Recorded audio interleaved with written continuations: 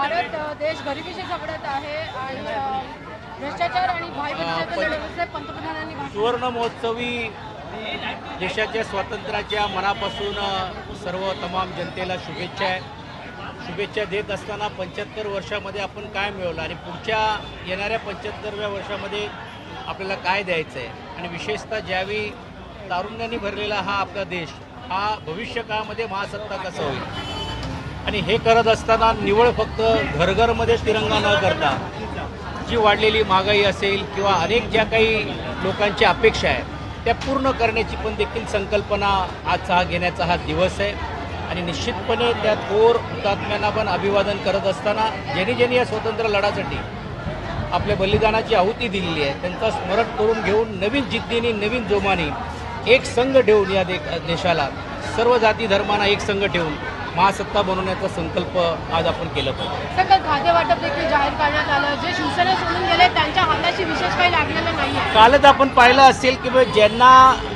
आम्ही इकडे मोठमोठे खाते दिलेत म्हणजे काहींना जर सांगायचं असेल तर अर्थमंत्री राज्यमंत्री पद पण आमच्याकडे मिळालं.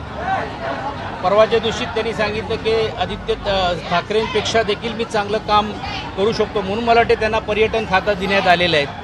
चांगली गोष्ट आहे पण आपण एक लक्षात घ्या की ज्यावेळी इकडे ती लोक होती त्यावेळी त्या सर्वांचा योग्य सन्मान त्या काळामध्ये पक्षाने करण्याचं काम केलं.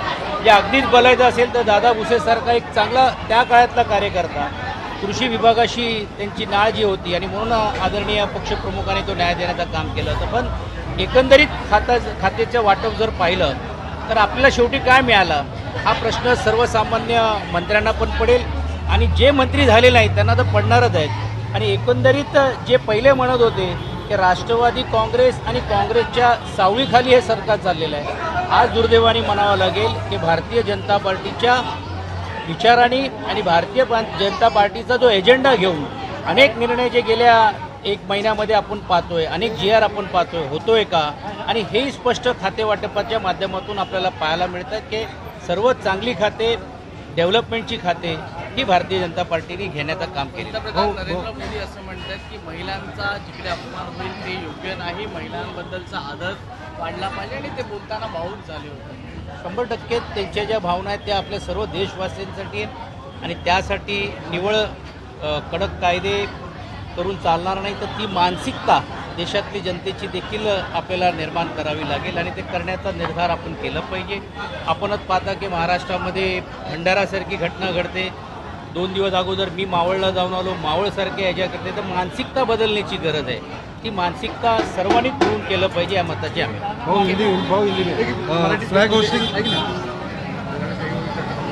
पंतप्रधान नरेंद्र मोदी यांनी लाल किल्ल्यावरनं बोलताना या देशाला घराणेशाही हीच धोकादायक असल्याचं म्हणत परत एकदा टीका केली.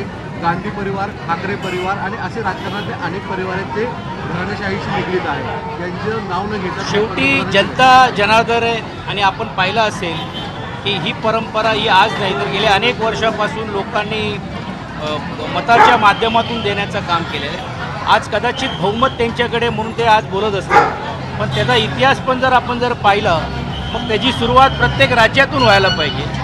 प्रत्येक राज्यातून तशी आपल्याला पाहायला मिळत नाही आणि म्हणून भविष्य काळामध्ये जनता जनार्दन जे आहे हे महत्त्वाचा घटक ठेवून आपण लोकांसमोर जायला पाहिजे ही भूमिका आपली असते.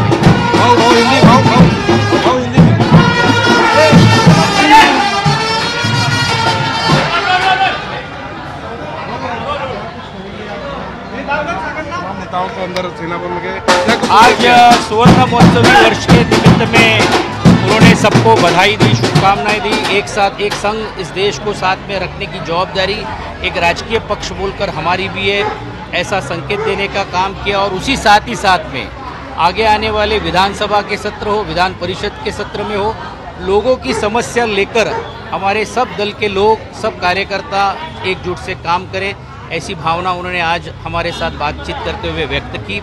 साथ ही साथ में एक संघ रखने की बात हम जब कर रहे हैं और जिस तरह से घर घर तिरंगा की नारा देने की हम बात कर रहे हैं तो ज़रूर स्वागत है. पर घर घर तिरंगा देते हुए घर भी बनने चाहिए जिसके ऊपर हम तिरंगा लगा सके. घर में जो समस्या है उसको भी छुड़ाना चाहिए.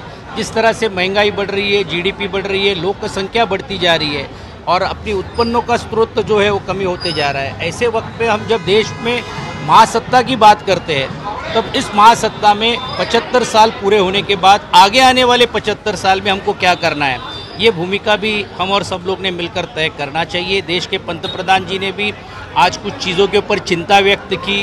कभी उन्होंने समाजवाद की बात की, कभी उन्होंने घरानेशाही की बात की, कभी महिलाओं के ऊपर उन्होंने कहा। तो ये सब मानसिकता से बाहर निकलकर हम लोगों को आगे चलकर देश को एक संग रखने की कोशिश करनी चाहिए और उसमें हमारा भी सहयोग रहेगा। भाऊ, एक सवाल था, जिस तरह से कल मंत्रिमंडल का बंटवारा किया गया, आपने देखा, सरकार थी तो आपने देखा होगा कि मंत्रिमंडल में जो लोग तकरार करते थे पहले कि राष्ट्रवादी कांग्रेस पार्टी और कांग्रेस पार्टी के पास ही सब महत्व के खाते गए, तो अब क्या बदल हुआ? अगर आप देखेंगे तो इसमें पूरा वर्चस्व भारतीय जनता पार्टी का हमको देखने को मिल रहा है।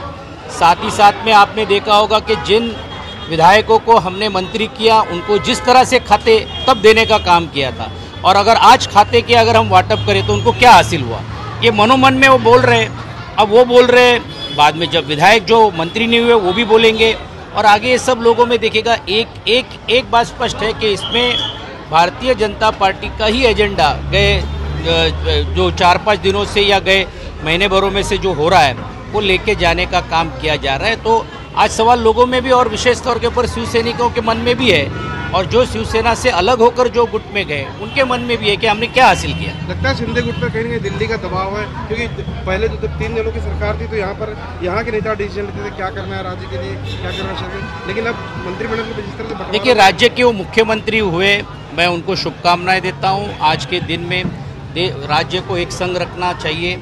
अब ये बात और है कि घटनात्मक और कायदेशीर बात ये सब आएगी, उसके बाद होगा, लेकिन एक जरूर है कि राज्य का मुख्यमंत्री ये महाराष्ट्र राज्य का मुख्यमंत्री है, इसलिए, और वो भी एक अलग गुट होकर उन्होंने निर्माण किया है। तो ये उनकी कसौटी रहेगी कि उनको ये हमेशा जताना पड़ेगा कि नहीं, ये निर्णय मैं ही ले रहा हूँ, ये मुझे कोई लेने नहीं ले रहे। लेकिन आज जिस तरह से मंत्रिमंडल के जो खाते वाटप हुए उसमें तो छाप ये भारतीय जनता पार्टी की तो दिखती है, कोई नकार नहीं सकता। एक सवाल था, क्या मुंबई महानगर पालिका को लेकर उद्धव साहब ने काफी जोर दे नहीं, अभी ऐसा नहीं है, अभी तो वक्त लगेगा, लेकिन एक जरूर उन्होंने कहा कि घर घर झंडा तिरंगा तो हमको लहराना है, पर उसके लिए घर भी जरूरी है। घर में जो महंगाई की दिक्कत है वो भी, और इसलिए हम एक विपक्ष की भूमिका में अभी है, और पूरी ताकत से हम लोगों के समस्या लेकर विधिमंडल में, विधानसभा में जाना है, संगठनात्मक काम करना है। ऐसा भी हम सब नेताओं को और कार्यकर्ताओं को उन्होंने आज कहने का काम किया।